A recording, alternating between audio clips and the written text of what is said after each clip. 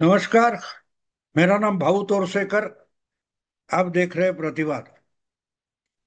दोस्तों, आखिर बिहार का चुनाव बिल्कुल ट्रैक पर चल रहा है। वोट चोरी वगैरह सब आरोप थे, वो मानो लोग भूल गए। और जो आरोप करने वाले थे वो भी भूल गए, क्योंकि वो भी अपना आंदोलन वगैरह भूल कर चुनाव में जुट गए। सीट के बंटवारे के लिए एक दूसरे से लड़ रहे थे। ये सब हो गया।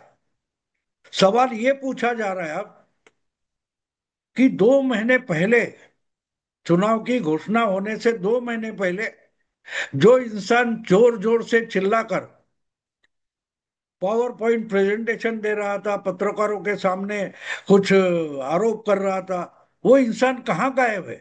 जिसका नाम राहुल गांधी है।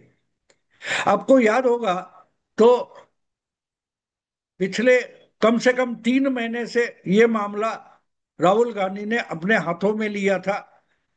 और उन्होंने तय किया था कि कुछ भी हो जाए इस चुनाव में, यानी 2025 के चुनाव में बिहार में कांग्रेस को फिर से अपने पैरों पर खड़ा करना है।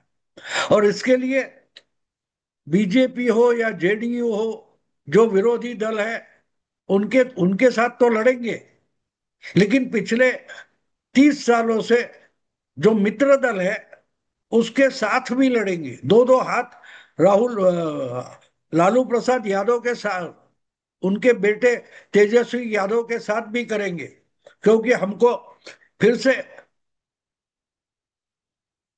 काऊ बेल्ट जिसको बोला जाता है, गाय पट्टा बोला जाता है, वहां फिर से कांग्रेस खड़ी करनी है। क्योंकि ऐसे ऐसे राहुल गांधी की समझ में एक बात आ गई कि पूरे देश में कांग्रेस को फिर से अपने पैरों पर खड़ा करना है। तो सबसे पहले, जिसको हिंदी भाषिक बेल्ट बोलते हैं, गाय पट्टा बोलते हैं, वहां कांग्रेस अपने पैरों पर खड़ी होनी चाहिए। कांग्रेस के जितने प्राइम मिनिस्टर बने, नरसिंह राव छोड़कर, वो सारे के सारे उत्तर प्रदेश या हिंदी भाषिक राज्यों में जब कांग्रेस तगड़ी थी वहीं से बने। और इसलिए राहुल गांधी ने तय किया है कि फिर से हिंदी भाषिक इलाके में कांग्रेस को शक्तिशाली बनाना है। और शक्तिशाली बनाना है तो जो मित्र दल करके, सेक्युलर दल करके हमारे साथ खड़े हैं, उनको भी चैलेंज करना पड़ेगा, क्योंकि वही तो नोच नोच कर कांग्रेस को खा बैठे। और इसलिए 3 महीने पहले से ही राहुल गांधी ने अपना बिहार चुनाव का आंदोलन शुरू कर दिया था, मुहिम शुरू कर दी थी। और उसमें उन्होंने सबसे पहले कृष्णा अल्लावरू, ये नया प्रभारी बिहार के लिए अपॉइंट कर दिया था। और वो वहां पहुंचे थे।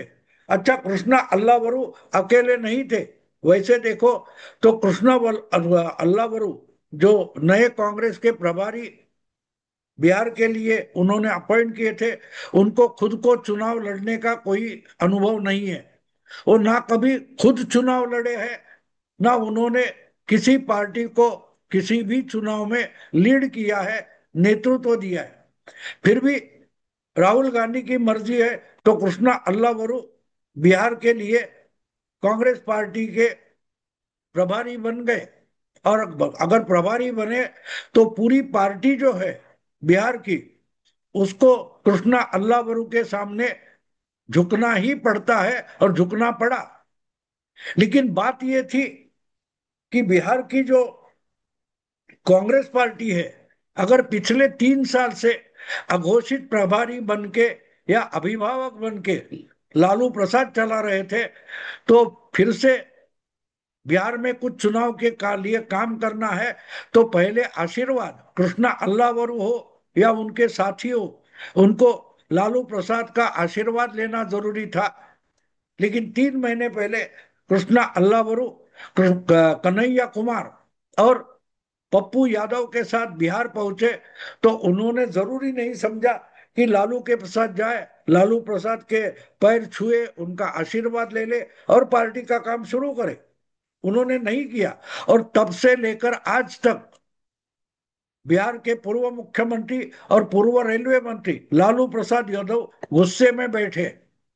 जब बहुत सारा बवाल हो गया तो कांग्रेस के नेता भी वहां पहुंचे, लेकिन जिस ढंग से कृष्णा अल्लावरू काम कर रहे थे, वो लालू प्रसाद यादव और उनके बेटे तेजस्वी यादव, जो अब महागठबंधन का मुख्यमंत्री पद का चेहरा है, उनके साथ कृष्णा अल्लावरू इस ढंग का आचरण कर रहे थे, बर्ताव कर रहे थे कि तुम हमारे लिए कुछ भी नहीं हो।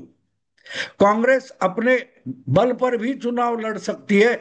इस ढंग से अगर कांग्रेस का प्रभारी लालू प्रसाद यादव से बर्ताव करेगा तो मामला साफ था कि शुरू चुनाव का माहौल शुरू होने से पहले कांग्रेस ने बिहार में महागठबंधन के लिए चुनाव का माहौल बिगाड़ दिया था। और अभी वही हुआ। आखिरी जब सीट बंटवारे तक मामला आ गया, तब तक महागठबंधन की ना मीटिंग हुई, ना उसके सीट बंटवारे के लिए कुछ विचार विमर्श हुआ, और महागठबंधन आहिस्ते आहिस्ते बिखर गया। और जब इसकी मीडिया में जोर शोर से चर्चा शुरू हो गई, तब राहुल गांधी ने सीनियर कांग्रेस नेता अशोक गहलोत को वहां भेज दिया और बोले ठीक है, जाके घोषणा करो कि तेजस्वी के साथ हम हैं। लेकिन तब तक मामला बिगड़ गया, टाइम निकल गया था। देखो, चुनाव जो होते हैं वो एक एक दिन जैसे नजदीक आते हैं, वैसे एक एक दिन और एक एक घंटा गिनना पड़ता है। ये अगले घंटे में क्या करने वाले हो, उसका प्लानिंग आपके पास होना चाहिए। अगर नहीं रहेगा तो आप पिछड़ते जाते हो। अगर चुनाव कांग्रेस लड़ने वाली थी, महागठबंधन लड़ने वाला था, तो एनडीए भी चुनाव लड़ने वाली थी।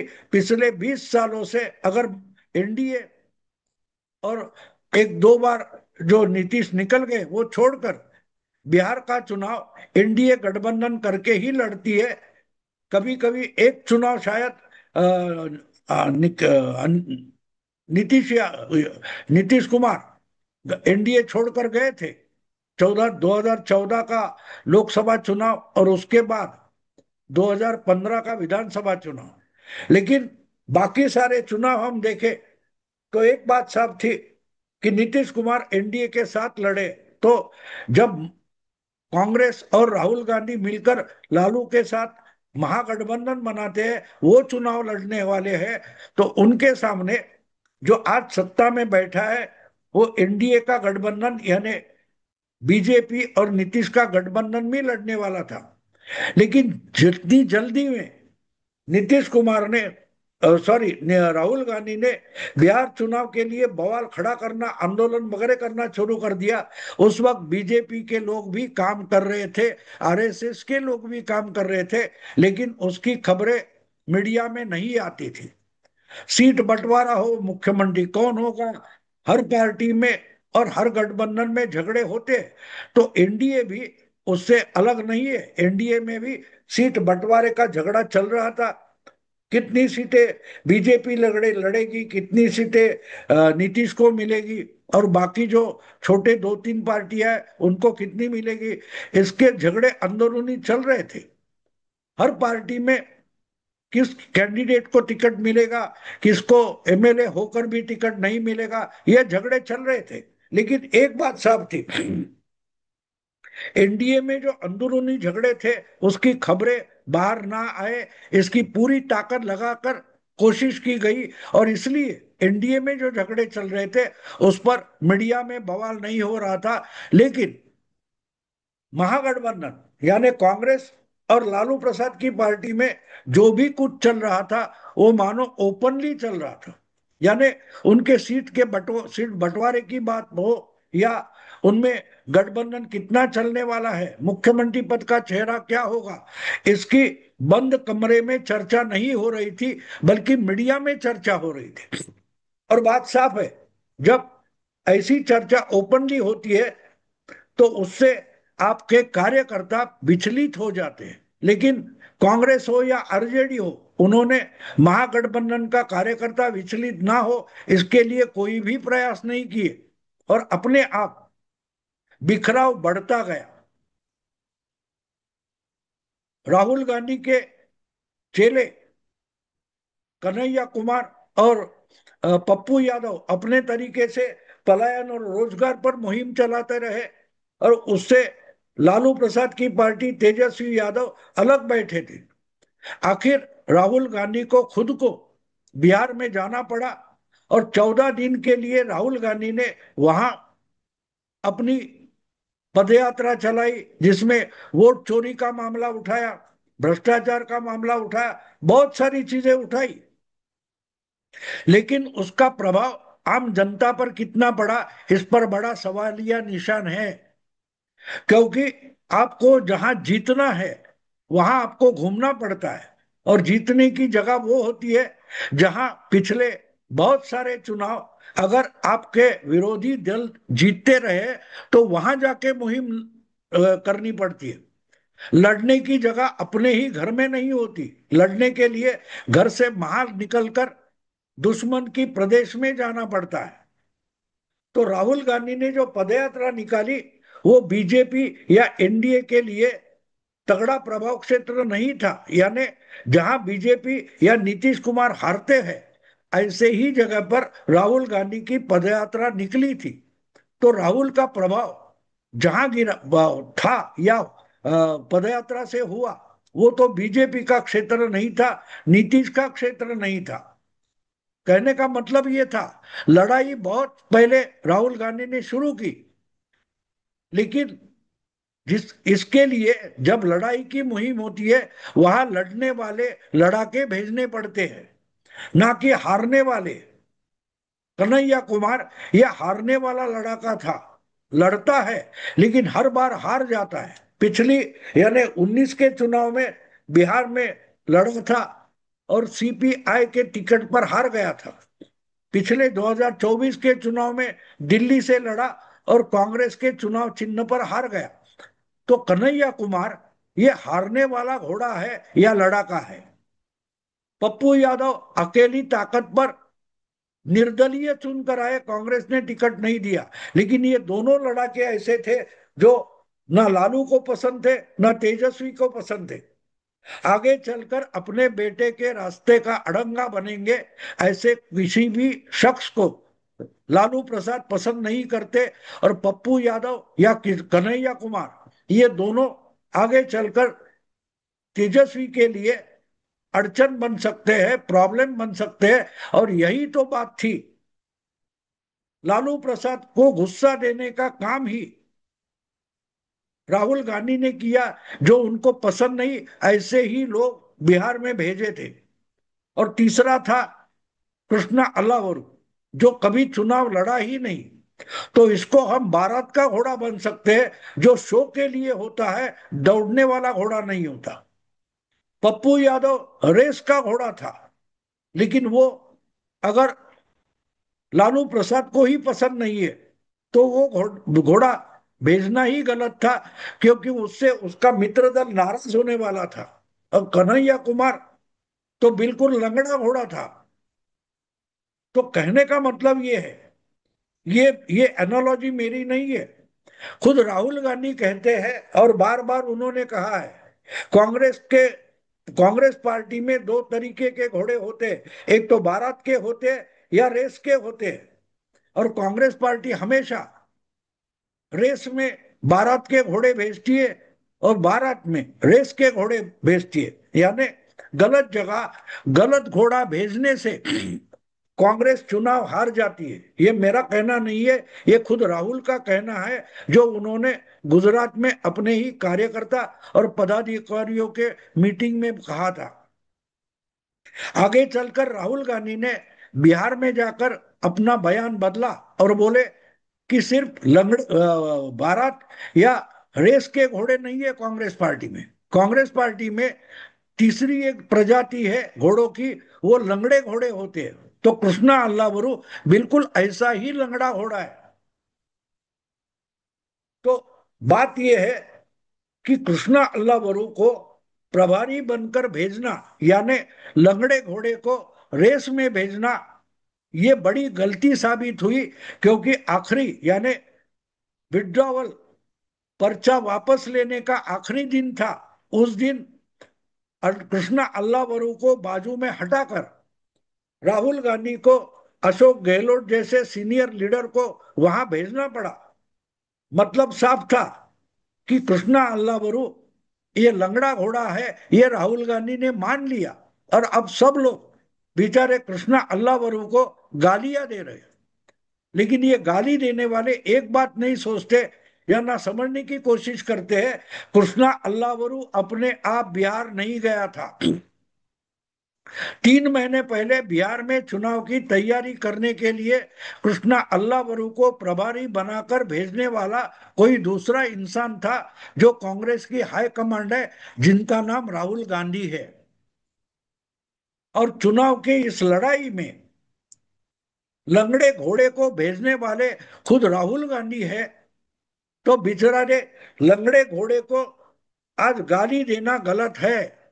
उसको जिसने भेजा है उसको गाली देना चाहिए, उस पर आरोप होने चाहिए। कृष्णा अल्लावरू अगर बिहार में फेल हो गया तो ऐसे लंगड़े घोड़े को भेजना गलती थी, और वो गलती खुद कांग्रेस की हाई कमांड राहुल गांधी ने की है। तो बेचारे कृष्णा अल्लावरू को आरोपी बनाना गलत होगा।